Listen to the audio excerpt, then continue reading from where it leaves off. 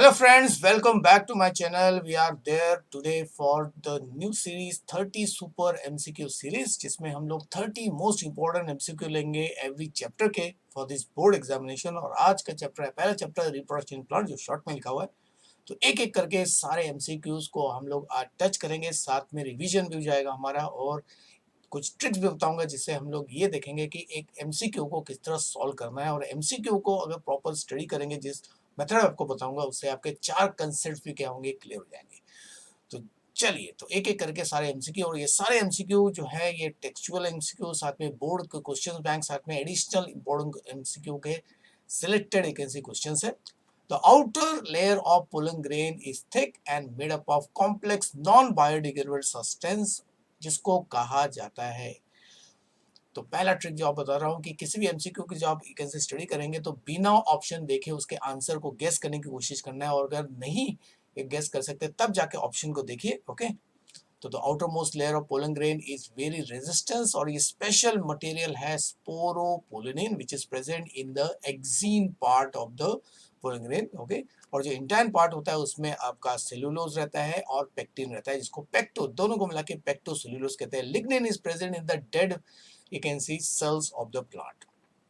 चलिए, question number 2, insect pollinated flower usually possess, यानी कि जो फ्लावर इंसेक्ट से अपने पोलन्स को ट्रांसफर करते हैं तो उनमें क्या फीचर्स होते हैं। अट्रैक्टिव होते हैं, नेक्टर प्रोड्यूस होता है, स्मेल रहता है, then you can see the attractive conspicuous रहते हैं। तो उसमें से कौन से पॉइंट रहता है। लार्ज क्वांटिटी ऑफ पोलन बोल रहे हैं, sticky pollens with rough surface, light coloured pollen, dry pollen with smooth floor. यानी कि यहाँ पे पोलन के बारे में बात करें तो इंसेक्ट के साथ पोलन को अगर ट्रांसफर करना है तो it should be sticky with rough surface. तो स्पाइक्स रहते हैं, नहीं तो स्टिकी रहते हैं। तो correct answer is B sticky pollens with rough surface. और विंड पोलिनेट के लिए स्मूथ होते हैं, लाइट कलर के होते हैं। तो ड्राई पोलन जो डी ऑप्शन है, dry pollen with smooth surface, ये है आपका विंड पोलिनेशन के लिए। और अनवेटेबल एजेंसी जो पोलन्स होते हैं वो वाटर के थ्रू यानी कि हाइड्रोफिली के लिए यूज किया जाता है। चलिए, question number 3, in ovules meiosis occurs in. तो meiosis is the reduction division जिसमें एक सेल दो फेजेस में, मियोसिस 1 और मियोसिस 2 के through you can C 4 haploid cells को जनरेट करता है, इनको मियोसाइट्स भी कहते हैं। तो ओव्यूल में मियोसिस प्रोसेस कौन से सेल में होता है। तो 4 ऑप्शन है, megaspore mother cell, megaspore, integument and nucellus. तो देखिए, इंटीगुमेंट एंड न्यूसेलस तो अल्टीमेटली आपका ओव्यूल का पार्ट है। Okay, megaspore is the resultant haploid cell, तो इसको तैयार करने वाला है मेगास्पोर मदर सेल। तो जिस तरह एंथर के अंदर तैयार होता है या पोलन सैक के तैयार होता है माइक्रोस्पोर मदर सेल, उसी तरह ओव्यूल के अंदर होता है मेगास्पोर मदर सेल, या उसको एग मदर सेल भी कहते हैं। दिस इज आपका diploid and diploid cell can undergo meiosis. Okay, चलिए अभी चौथा क्वेश्चन जो है, चौथा क्वेश्चन है sporoderm is made up of. Sporoderm मतलब the outer layer of the pollen grain, जिसको स्पोरोडर्म कहते हैं। तो वो किसका बनता है। तो ऑप्शंस आर कमिंग।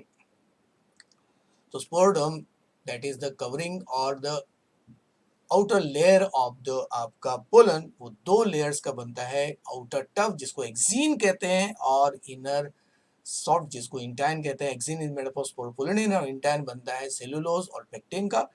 बाकी ऑप्शंस भी देखिए, अभी जब आप यहाँ पे एक और हिंट देता हूँ कि जब आप ऑप्शन आपको राइट मिल जाएगा, लेकिन बाकी के ऑप्शंस क्या है इसके बारे में भी आपको मालूम होना चाहिए। ओके, सो देखिए, टेस्टा एंड टेगमेन ये आपके सीड के 2 वैकेंसी लेयर्स है, जिनको सीड कोड कहते हैं। आउटर एंड इनर इंटीग्यूमेंट के वो डेरिवेटिव्स है। आउटर एंड इंटर इंटीग्यूमेंट जो है वो ओव्यूल के कवरिंग्स है। ओके, लेकिन बाकी ऑप्शंस को भी अगर आप अंडरस्टैंड करोगे तो 4 कंसेप्ट आपके क्लियर हो जाएंगे। तो फिर ploidy level is not the same, ploidy is the set of chromosome. Okay, तो नेचुरली जो ऑप्शंस आ रहे थे पहले उनको देखना पड़ेगा। इंटीग्यूमेंट एंड न्यूसेलस बोल रहे हैं, root tip, shoot tip, secondary nucleus and endosperm, antipodal and synergid. इसका मतलब है इनमें से किन 2 जो है उनका जो प्लॉइडी नंबर है, यानी कि number of set of chromosome same नहीं है। जैसे integument it is diploid, nucellus is also diploid, तो यहाँ पे सेम है। Root tip is diploid, shoot tip is diploid, यहाँ पे भी सेम है। एंटीपोडल हैप्लॉयड होता है, सिनर्जिड भी हैप्लॉयड होता है, तो ये भी सेम है। तो अल्टीमेटली देखिए, सेकेंडरी न्यूक्लियस इज डिप्लॉयड और एंडोस्पर्म इज ट्रिप्लॉयड। इसका मतलब है ये जो ऑप्शन है इसमें प्लॉइडी नंबर सेम नहीं है, दोनों वैकेंसी टर्म्स का, इसके लिए this is the right answer. चलिए question number 6, point out the odd man. तो ऑड मैन के लिए नेचुरली आपको एक ऐसे ऑप्शन देखने पड़ेंगे। ओके, तो चार एक ऐसी टर्म्स हैं, इन चार टर्म्स में नेचुरली तीन टर्म्स में आपस में कोई रिश्तेदारी हो गया, they will belong to one particular group या वन एस्पेक्ट से रिलेटेड है, और एक जो होगा तो किसी दूसरे एस्पेक्ट से रिलेटेड है। तो it is very clear, can see the nucellus, embryo sac and micropyle, they are the part of the ovule. Ovule is a part of the female, you can see reproductive organ, और pollen grain जो है वो mail structure है। इसके अलावा odd man आपका यहाँ पे है पोलन ग्रेन, जिसको माइक्रोस्पोर भी कह सकते हैं। चलिए नेक्स्ट क्वेश्चन, क्वेश्चन नंबर 7 आ रहा है, which of the following types require pollinator but results in genetically similar to autogamy. यानी कि इस मेथड के पॉलिनेशन में हमको एक्सटर्नल एजेंसी चाहिए, पॉलिनेटर चाहिए, मतलब हवा से, नहीं तो वाटर से, नहीं तो इंसेक्ट से पोलन को ट्रांसफर करना पड़ेगा। लेकिन जो रिजल्ट है, मतलब जो पॉलिनेशन का फाइनली जो रिजल्ट आएगा, मतलब जो एम्ब्रियो तैयार होंगे वो जेनेटिकली सिमिलर होगा, जस्ट लाइक ऑटोगैमी, मतलब सेल्फ पॉलिनेशन जैसा ही है। ओके, तो क्योंकि सेल्फ पॉलिनेशन में एक फ्लावर का पोलन खुद के ही स्टिग्मा पे ट्रांसफर होता है। ओके, एंड दिस मेथड के लिए पॉलिनेशन की जरूरत पड़ती है, मतलब पॉलिनेटर की जरूरत पड़ती है, यानी कि मीडियम की जरूरत पड़ती है, लेकिन वो ऑटोगैमी जैसा ही है। सो जीनोगैमी है, क्लिस्टोगैमी है, जेटनोगैमी है, एपोगैमी है। तो हर टर्म का मीनिंग भी अगर आपने एक ऐसी फाइंड कर लिया तो you will get the right answer. Xenogamy मतलब एक प्लांट के फ्लावर का पोलन दूसरे प्लांट के फ्लावर के स्टिग्मा पे गिरेगा, विच आर जेनेटिकली डिफरेंट, तो ये नहीं हो सकता है। क्लिस्टोगैमी मतलब the flower which never opens a बंद फुल क्लोज्ड फ्लावर, तो उसके अंदर ऑटोगैमी होता है, मतलब सेल्फ पोलिनेशन होता है। एपोगैमी मतलब फर्टिलाइजेशन डज नॉट ऑकर, तो विदाउट फर्टिलाइजेशन अगर कोई एम्ब्रियो बनता है तो उसको एपोगैमी कहते हैं। और जेटनोगैमी मतलब एक ही प्लांट के एक फ्लावर का पोलन उसी प्लांट के दूसरे फ्लावर पे अगर ट्रांसफर होता है, जिसके लिए पॉलिनेटर की जरूरत पड़ती है, यानी कि नेबर। जेटनो का मतलब होता है नेबर। ओके, तो उसको, तो is a type of autogamy because the two flowers are genetically identical, इसके लिए उससे जो प्रोजेनी तैयार होगी they will be also genetically similar. Okay, तो geitonogamy is the right answer. Question number 8, in angiosperm, endosperm is formed by, तो endosperm जो tissue है हमको मालूम है ट्रिप्लॉइड टिश्यू है, वो कैसे बनता है या किसकी वजह से बनता है? तो नेचुरली फ्री न्यूक्लियर डिवीजन और मेगास्पोर से बनता है, पोलर न्यूक्लियस न्यूक्लियस से बनता है खाली, यानी कि हिंट यहाँ पे मिल गया, polar nuclear and male gamete से बनता है, या सिनर्जिड एंड मेल गैमेट से बनता है। तो एज वी नो, तो फॉर्मेशन ऑफ एंडोस्पर्म की शुरुआत होती है formation of primary endosperm nucleus which is a triploid cell, इसका यूनियन, जिसको ट्रिपल फ्यूजन भी कहता है। तो उसके लिए आपको चाहिए पोलर न्यूक्लियर, डेफिनेटिव न्यूक्लियस जो डिप्लॉयड होता है उसका यूनियन हो जाता है मेल गैमेट के साथ, दैट इज हैप्लॉइड। तो polar nucleus 2n and male gamete n give rise to primary endosperm nucleus, और उसी से एंडोस्पर्म तैयार होता है। तो इसके लिए right answer is C option, polar nuclear and male gamete. चलिए next question, question number 9, identify the odd man with respect to pollinating agent. यानी कि चार ऑप्शंस हो गए, उसमें से नेचुरली तीन जो है वो एक कॉमन मेथड से पॉलिनेशन करते हैं, और एक जो है नेचुरली वो दूसरे मेथड से करते हैं। ओके, तो बाबाब, कदम हो गया, बॉटल ब्रश, सॉसेज, तो ये आपका कॉमन नेम दिया गया है। तो correct answer is bottle brush, क्योंकि बॉटल ब्रश जो है इट इज पॉलिनेटेड बाय आपका बर्ड्स ऐसे ऑर्निथोफिली, और बाकी जो है बाओबा, then kadam and sausage they are pollinated by bat। तो इनडायरेक्ट यू कैन सी ये टर्म, बाकी के जो टर्म है वो आपको याद रखना है, क्योंकि वो बैट से पॉलिनेट होते हैं या कायरेप्टोफिली के द्वारा यू कैन सी वो पॉलिनेट होते हैं। चलिए नेक्स्ट, इफ डिप्लॉयड क्रोमोसोम नंबर, तो very you can see interesting question, इसका आपका मैथमेटिकल क्वेश्चन भी आपको आ सकता है, जिसमें प्लॉइडी नंबर पूछा जाता है। तो आपको हर सेल जो प्लांट में पाए जाते हैं उनका प्लॉइडी नंबर मालूम होना चाहिए। तो diploid chromosome number in a flowering plant is 12, यानी कि 2n, यहाँ पे 2n जो है वो है 12, यानी कि n का मतलब 6 है, यानी कि हैप्लॉइड नंबर 6 होगा। तो which one of the following will have 6 chromosome, तो जिन सेल्स में हैप्लॉइड सेट होता है उनके पास 6 क्रोमोसोम होता है। तो अल्टीमेटली आपको फाइंड करना ऑप्शन में कौन सा haploid you can see cell है। सो डी से पहले एंडोस्पर्म आपको मालूम है वो ट्रिप्लॉइड है। अगर एंडोस्पर्म, अगर यहाँ पे देखिए, यहाँ पे अगर क्वेश्चन में have you can C 18 chromosome होता तो अल्टीमेटली एंडोस्पर्म आंसर होता। अगर वापस 12 पूछा जाता तो कोटिलेडॉन और लीफ सेल, क्योंकि leaf cell cotyledon are the normal body cells, तो उनमें हैप्लॉइड नंबर होता है। सिनर्जिड हो गया, they have got the haploid number 6 chromosome होंगे, तो करेक्ट आंसर आपका सिनर्जिड है। बाकी दूसरे कौन से सेल्स होते हैं, मेल गैमेट पूछा जाता, उनमें भी 6 क्रोमोसोम होते हैं। जो आपके पोलन ग्रेन है उसमें भी 6 क्रोमोसोम होते हैं। देन आपका एंटीपोडल सेल, उनमें भी 6 क्रोमोसोम, क्योंकि वो भी हैप्लॉइड है। फिर आपका जो एग सेल है वो भी आपका हैप्लॉइड रहता है, तो दिस सेल्स आर हैप्लॉइड। बाकी जो सेल्स है, फिर endosperm cell is triploid. Okay, तो that thing you have to understand and remember and match the column. ये आपका टेक्सचुअली क्वेश्चन है। ओके, मैच द कॉलम जो आपके एमसीक्यू में भी आ सकता है। तो कॉलम 1 में है द स्ट्रक्चर, जो सीड फॉर्मेशन के पहले रहते हैं ओविल में, और सीड फॉर्मेशन के बाद में उनका ट्रांसफॉर्मेशन किसमें होता है वो दिया गया है। ओके, तो इस टाइप के क्वेश्चन में एमसीक्यू टाइप जो इंटरनल क्वेश्चन भी आ सकता है, it can be asked even for 2 marks. Inter नहीं मतलब 2 मार्क्स के लिए, 3 मार्क्स के लिए, इस टाइप के क्वेश्चन आ सकते हैं। मैथ्स जो problem can be asked as a internal question also. Okay, तो इसमें नेचुरली जरूरी नहीं कि आप 1 2 3 4 उसी सीक्वेंस में जाइए, एबीसीडी के सीक्वेंस में जाए। जो you can C match 100% sure है, उससे भी आप अंदाजा लगा सकते हैं what is the right answer. जैसे फनिक्यूलस, देखिए फनिक्यूलस जो है it is the stock of the ovule, और वही ओव्यूल सीड में कन्वर्ट होता है, तो ultimately funiculus becomes the stock of the seed. यानी कि यहाँ पे हिंट है, ए का जो ऑप्शन है वो 4th होना चाहिए। तो आपके ऑप्शंस में, अभी हमारे ऑप्शन ओपन नहीं किए। ओके, तो ये भी हिंट है। फिर जाइगोट, जाइगोट देखिए, जाइगोट इनमें से कौन से स्ट्रक्चर में कन्वर्ट होता है, एम्ब्रियो में कन्वर्ट होता है, तो अल्टीमेटली जाइगोट सी का आंसर 5 होना चाहिए। तो ये दोनों हिंट है। बाकी में अगर आपको कंफ्यूजन है तो कंफ्यूजन आप जो ऑप्शन जो करेक्ट मैच आपको मालूम है उससे आप कंपेयर कर सकते हैं। तो out of this you can see ABCD option, you can see A, यहाँ पे ए जो है funiculus, it is stalk of the seed, ये 2 ऑप्शन में आया हुआ है। ये ए ऑप्शन में भी है, और सॉरी बी ऑप्शन में भी है, और डी ऑप्शन में भी है। इसका मतलब आपका आंसर ए नहीं हो सकता और सी नहीं हो सकता, तो बी और डी में से ही है। फिर अल्टीमेटली ए तो कॉमन है, फिर आपको बी को चेक करना पड़ेगा। तो scar of the ovule, scar of the ovule is hilum. Okay, तो इसका नंबर 1 है। या तो हमने जो सी से किया था, देखिए see zygote is nothing but the structure which develops into embryo, तो सी का जो है आंसर है 5। तो अल्टीमेटली आंसर, करेक्ट आंसर यहाँ पे हो गया आपका बी।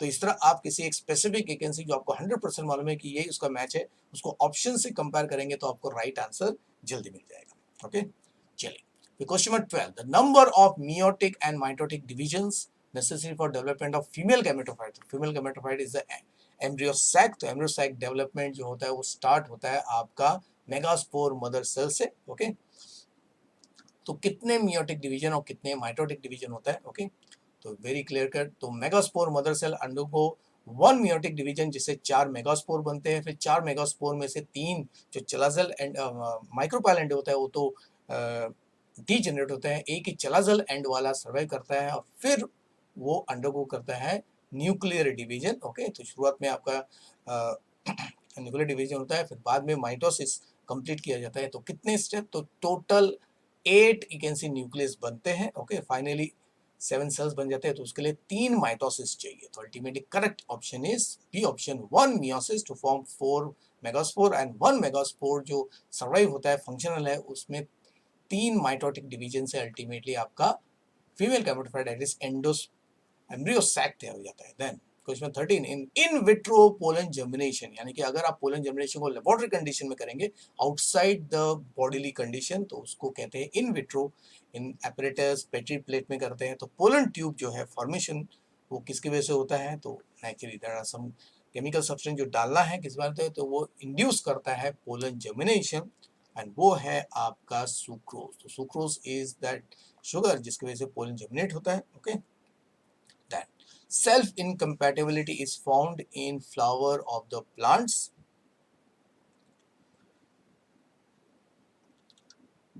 तो सेल्फ इनकम्पेटेबिलिटी, सेल्फ स्टेरिलिटी, यानी कि खुद का पोलन अगर खुद के ही स्टिग्मा पे एकेंसी ट्रांसफर हो गया तो अल्टीमेटली पोलन जर्मिनेट नहीं करेंगे, या तो फ्लावर एकेंसी दे विल गेट कोलैप्स या मर जाते हैं। ओके, तो इससे जो है सेल्फ पोलिनेशन अवॉइड होता है। तो सेल्फ इनकम्पेटेबिलिटी जिसको सेल्फ स्टेरिलिटी कहते हैं, it is one of the outbreeding devices which helps in cross pollination and avoiding self pollination। तो it is found in थिया। ओके, तो थिया और टबैको इन दोनों प्लांट्स में एक्चुअली सेल्फ इनकम्पेटिबिलिटी, यानी कि खुद का पोलन अगर खुद के स्टिग्मा पे गया तो पोलन या तो जनरेट नहीं करेगा या तो वो flower you can see it get degenerated. चलिए next, porogamy refers to entry of pollen tube through. Okay, तो पोरोगैमी डबल फर्टिलाइजेशन का एक इवेंट है, इंपॉर्टेंट इवेंट है। तो इंटीग्यूमेंट से जाता है, चलाजा से जाता है, माइक्रोपाइल से जाता है, स्टिग्मा से जाता है। तो porogamy as you know the standard जो तरीका है, पोलन ट्यूब माइक्रोपाइल से जाता है। ओके, तो उसको पोरोगैमी कहते हैं। अगर चलाजा से गया तो नेचुरली चलाजोगैमी, इंटीग्यूमेंट से गया तो उसको मिजोगैमी कहते हैं। ओके, और स्टिग्मा में पोलन जर्मिनेट करता है। Okay, so this is the thing, इसके लिए हर ऑप्शन को आपको एनालाइज करना है। The dash is example helobial you can C endosperm. तो हेलोबियल एंडोस्पर्म का एक ही एग्जांपल टेक्स्ट बुक में दिया हुआ है। ओके, तो वो है एस्फोडिलस। तो एस्फोडिलस में हेलोबियल जो इंटरमीडिएट टाइप का एंडोस्पर्म है। ओके, चलो question 17, the single shield shape cotyledon in monocot जो सीड है उसको क्या कहते हैं? तो shield shape cotyledon in monocot seed is very important, last year भी 11th में आपने पढ़ा था। ओके, तो उसको कहते हैं स्कूटेलम। तो ये याद रखना है, बहुत इंपॉर्टेंट, क्योंकि ये जितने भी एमसीक्यू अभी हम लोग कवर कर रहे हैं वो सारे एमसीक्यू क्या है, it can be even asked as one sentence question, और इंटरनल क्वेश्चन में 2 मार्क्स में भी वो पूछा जा सकता है in combination with other question. Okay, तो बाकी क्या है देखो, coleoptile, coleoptile is the protective cover of the plumule, मतलब शूट टिप का है। एल्यूरॉन लेयर जो है वो आपका एंडोस्पर्म और स्कूलेटम को कवर करता है, जो यूलिश यू कैन सी पिगमेंट्स का बना होता है। ओके, और पेरिस्पर्म जो है it is the remaining part of the nucleus जो सीड कोट का थर्ड लेयर बनता है। तो पेरिस्पर्म इज आल्सो इंपॉर्टेंट। तो कुछ सीड में जो न्यूक्लियस है वो पूरी तरह यूज नहीं होता है क्योंकि न्यूक्लियस फाइनली न्यूट्रल टिश्यू होता है, तो पेरिस्पर्म के रूप में वो बच गया। Okay, forms the third you can see seed coat layer. And question 18, the example of dicot endospermic seed is, okay, तो जनरली डाइकॉट सीड्स जो होते हैं वो नॉन एंडोस्पर्मिक सीड्स होते हैं, लेकिन एक एग्जांपल है डाइकॉट का एंडोस्पर्मिक सीड जिसमें एंडोस्पर्म या एल्बुमिन होता है। ओके, तो it is also you can C very straight forward answer, castor जो है, कहता castor example of dicot endospermic seed. Normally you can C monocot seed endospermic होते हैं, डाइकॉट के एग्जांपल बहुत कम है और उसमें एक यू कैन सी सबसे यूनिक एग्जांपल है वो है कैस्टर। ओके, तो ये आपको याद रखना है। चलिए क्वेश्चन नंबर 19 है, particular species of plant produces lightweight non-sticky pollen grain in large number and has long feather stigma. These modification facilitate the pollination by, okay, यानी कि बोला गया है कि ये प्लांट है वो light weight non sticky pollen grain तैयार कर रहा है लार्ज नंबर में, फेदर स्टिग्मा है, तो वेरी क्लियर कट ये आपका एनिमोफिली है। तो ऑप्शन में क्या है आपका? ओके, तो this modification actually help in anemophily, and anemophily is the pollination by wind। तो आपको wind आ सकता है, anemophily आ सकता है वर्ड। ओके, तो यहाँ पे एकदम simple you can see options है। And question number 20, identify the लेवल A in the given diagram. Diagram based question भी आ सकता है, the same figure which is there in the text book, उसके labels A B C D, अभी यहाँ पे एक ही लेवल है। ओके, तो ये आपको मालूम है ये आपका मेज का यानी कि monocot standard typical monocot seed है। तो व्हाट इज दिस ए, जो ए को कैसे मार्क किया गया है। ओके, तो any other vacancy level also can be present. Okay, तो हो सकता है 2 लेवल्स पूछा जाए या 3 लेवल्स पूछा जाए, depends.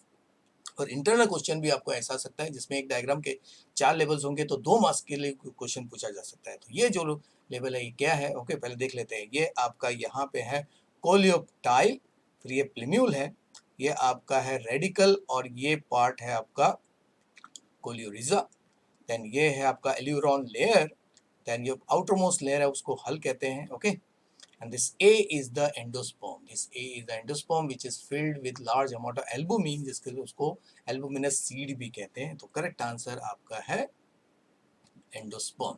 Then inability of the mature seed to germinate even in presence of favorable condition को क्या कहते हैं? यानी कि जैसे सीड एक से रिलीज होता है, अगर वो मेच्योर है उसके अंदर एक सी लाइव आपका एम्ब्रियो, लेकिन इमीडिएटली वो जर्मिनेट नहीं करेगा भले आप कितना भी पानी दो। ओके, तो रिलीज होने के बाद it will take some time to germinate, उस पीरियड को क्या कहते हैं? तो that period is called dormancy period. So dormancy is the period in which the seed will not germinate even if water, light, all the condition necessary for germination present। और इसका main कारण होता है सर्वाइवल, यानी कि seed जो है ज़्यादा समय तक you can see what survive करना चाहिए। ओके, और उससे प्रोपोगेशन भी नेचुरली अच्छा हो जाता है, और दूसरा हार्श कंडीशन में सीड को वो बचाता है। ओके, तो सेनेसेंस मतलब you can C ageing process of the plant parts, quiescent is the you can सी हम लोग जब जानबूझ के सीड्स को जर्मिनेट नहीं होने देते क्रिएटिंग अनफेवरेबल कंडीशन उसको क्वाइसेंट कहते हैं, ओके। और एपोस्पोरी इज फॉर्मेशन ऑफ आपका embryo without you can see what gametophyte, उसको एपोस्पोरी कहते हैं। चलिए, when flowers open to expose its sex organs, इस फिनोमेना को क्या कहते हैं? यानी कि जनरली फ्लावर आपको मालूम है कि वो ओपन होता है ताकि उसके रिप्रोडक्टिव ऑर्गन्स यानी कि एंथर स्टिग्मा वो एक्सपोज हो ताकि पॉलिनेशन हो सके, ओके। तो इस प्रोसेस को कहते हैं चैस्मोगैमी, यानी कि flower is open, okay, and the sex organs are properly displaced, okay. तो इसका अपोजिट क्या है? अपोजिट टर्म इज क्लेस्टोगैमी, बंद फूल। तो कुछ फ्लावर जो होते हैं अपने सेक्स ऑर्गन को कभी ओपन नहीं होने देते, ओके, एक्सपोज नहीं करते, इसके लिए उनका खुद का जो पोलन है खुद के ही स्टिग्मा के साथ ये कैसे यूनाइट करता है, which is a type of autogamy, self pollination. और xenogamy as we know it is the transfer of flower from one plant to another plant which are genetically different from each other belonging to the same species. Question 23. Dash is an example of protandry. So protandry and protogyny are the two methods by which cell pollination is avoided. Okay. तो इसमें अगर male part जल्दी mature होता है या anther पहले mature होते हैं तो उसको प्रोटैंड्री कहते हैं, और अगर ओव्यूल पहले मेच्योर होता है तो उसको प्रोटोगाइनी कहते हैं, ओके। सो सनफ्लावर दिया है, कोकोनट, ग्लोरियोसा एंड सैल्विया, तो इसमें very clear cut unique example है आपका। प्रोट्रेंड्री इज सीन इन फ्लावर, तो मेल फ्लोरेट्स होते हैं वो जल्दी मेच्योर होते हैं, और ग्लोरियोसा जो है इट शोज प्रोटोगाइनी। तो दैट यू कैन सी एक ही कैन सी ऑप्शन में आपको दोनों एक ऐसे एस्पेक्ट कवर हो रहे हैं, okay. Then question number 24, physical barrier to prevent cell pollination. So there is another method by which cell pollination among a particular bisexual flower prevented by creating a physical barrier, यानी कि anther और stigma के बीच में एक barrier रहता है, okay, जो खुद के पोलन को अपने ही स्टिग्मा पे ट्रांसफर होने से बचा देता है। तो उसको क्या कहते हैं? That process as we know is called herkogamy. Herko का मतलब बैरियर होता है।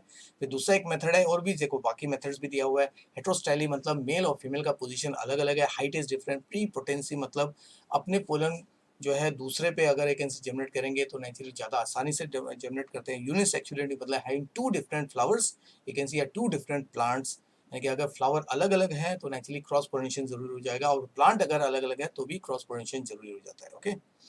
Then question 25, this type of endosperm is intermediate type, okay, and which is seen in only a particular group of you can see what plants. तो कौन कौन से type दिया है? न्यूक्लियर टाइप जो है वो सबसे कॉमन है, खाली न्यूक्लियस डिवाइड होता रहता है, nuclear you can C cytoplasm divide नहीं होता है। सेंट्रल वैक्यूल क्रिएट होता है जिसमें एंड जो आपका एम्ब्रियो वो आसानी से ग्रो करता है।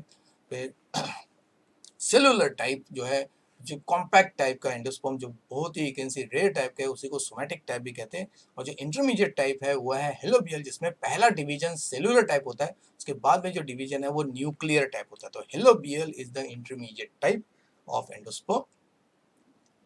चलिए नेक्स्ट क्वेश्चन, पॉली एम्ब्रियोनी, यानी कि एक सीड अगर जनरेट करता है और एक से ज्यादा रेडिकल निकल रहे हैं, इसका मतलब है सीड के अंदर एक से ज्यादा एम्ब्रियो तैयार हुआ है, उसमें एक main you can C normal syngamy से होता है और बाकी सब एपोस्पोरी या दूसरे mechanism apomictic you can C method से होते हैं, ओके। तो उसमें कौन सा, इसमें भी स्टैंडर्ड एग्जांपल है आपका, तो you got you can C citrus. तो सिट्रस यानी कि जितने भी सिट्रिक एसिड वाले फ्रूट्स है, इसमें लेमन है आपका, आंवला है, देन यू कैन सी आपका ऑरेंज है, फिर आपका दूसरे प्लांट्स है सेम यू कैन सी, तो दे शो पॉलीएम्ब्रियोनी। फिर आइडेंटिफाई द गिवन डायग्राम, तो यहाँ पे भी डायग्राम देखिए सेम टेक्सचुअल डायग्राम है, तो नेचुरली इस वीडियो का आपने ऑब्जर्व किया होगा डायग्राम को, मैंने आपको यू कैन सी शेड्यूल दिया है कि हर एस्पेक्ट को आप स्टडी कीजिए, okay. So this diagram is which diagram? It is nothing but अगर आपने आइडेंटिफाई कर दिया है, this is a monocot embryo। monocot embryo आपको दिख रहा है जिसमें आपका एक हॉस्टेरिया और वेरी फ्यू आपका सस्पेंसर सेल्स है। अगर ये डाइकॉट का होता तो सस्पेंसर सेल्स जो होते हैं वो ज्यादा होते, okay. Then 28, match the column, तो दो कॉलम दिया हुआ है, तो लेफ्ट साइड में naturally the common term used for a particular part of the plant body, और सेकंड कॉलम में नेचुरल उनका साइंटिफिक टर्म दिया हुआ है। तो it is also very easy. तो किसी इधर भी अगर आपको कंफ्यूजन है तो किसी एक स्ट्रक्चर के राइट ऑप्शन को आप फाइंड कीजिए और उसको ऑप्शन से कंपेयर कीजिए। जैसे अभी देखते हैं pollen grain, naturally pollen grain is also call microspore, यानी कि ए का आंसर 3 है। तो आप अगर ऑप्शन में देखेंगे तो बी और डी अगेन यू कैन सी उसमें ए के साथ 3 को ज्वाइन किया हुआ है, यानी कि ऑप्शन अगर फाइनल ऑप्शन है तो या तो बी होगा नहीं तो डी होगा, फिर कोई भी दूसरे ऑप्शन को आपको मैच करना है। ओके, तो फ्रूट वॉल देखते हैं। फ्रूट वॉल उसको पेरिकार्प कहते हैं, यानी कि सी का आंसर 2 है 100%। तो सी का आंसर 2 आपका बी में दिख रहा है। तो बाकी खाली फिर रीचेक कर लीजिए। बी इज 1, तो बी इज 1 मतलब ovule is also called megasporangium, correct है। इसका मतलब है बाकी चौथे एक ऐसे ऑप्शन को देखने की जरूरत नहीं है। Right answer is your B option. Okay, तो इस तरह आप मैच द कॉलम को सॉल्व कर सकते हैं। चलिए question number 29, which of the following statements is correct. Okay, तो इनकरेक्ट टाइप का क्वेश्चन भी आ सकता है, वह आएगा। ओके, तो हर स्टेटमेंट को आपको केयरफुली रीड करना है, क्योंकि एक सिंगल वर्ड से वो सेंटेंस करेक्ट या इनकरेक्ट कैटेगरी में होता है। तो इसको आप ट्रू एंड फॉल्स जैसा भी यू कैन सी आप इसका एनालाइज कीजिए। ओके, तो हर स्टेट में हम लोग नीचे से ऊपर जाते हैं। Entry of pollen through integument उसको चलाजम कह दिया, नहीं, ये इनकरेक्ट है। इंटीग्यूमेंट से जो एंट्री होती है तो उसको मेसोकार्पी कहते हैं। Out of the 4 megaspore only micropylar and remains functional, नहीं, यहाँ पे जो चलाजल एंड होता है वो फंक्शन होता है, तो ये भी रॉन्ग है। Syngamy is called vegetative fertilization, नहीं, triple fusion is called vegetative fusion, और syngamy is called generative you can see fertilization, जिससे एम्ब्रियो तैयार करता है। और अल्टीमेटली इसका मतलब है बी सी डी ये तो आपके इनकरेक्ट है, तो अल्टीमेटली पहला ऑप्शन ही करेक्ट होना चाहिए। Most common type of embryo sac is polygonum type, yes polygonum type, because it is 7 celled 8 nucleated structure, so 7 celled 8 nucleated structure is the polygonal type, यानी कि पोटैटो फैमिली के जो flowers है उसमें ये पाया जाता है। ओके, और आज का last question, question 30, which of the following pairs is incorrect, यानी कि एग्जैक्टली अपोजिट। तो यहाँ पे पेयरिंग है या रिलेशनशिप दिया हुआ है। ओके, तो इसमें आपको फाइंड करना है which is the right, you can see यहाँ पे इनकरेक्ट, यहाँ पे बी केयरफुल, इनकरेक्ट आपको फाइंड करना है। तो large basal cell is form suspensor of the embryo, ये करेक्ट है। Okay, then apospore is formation of gametophyte without meiosis, yes ये भी करेक्ट है।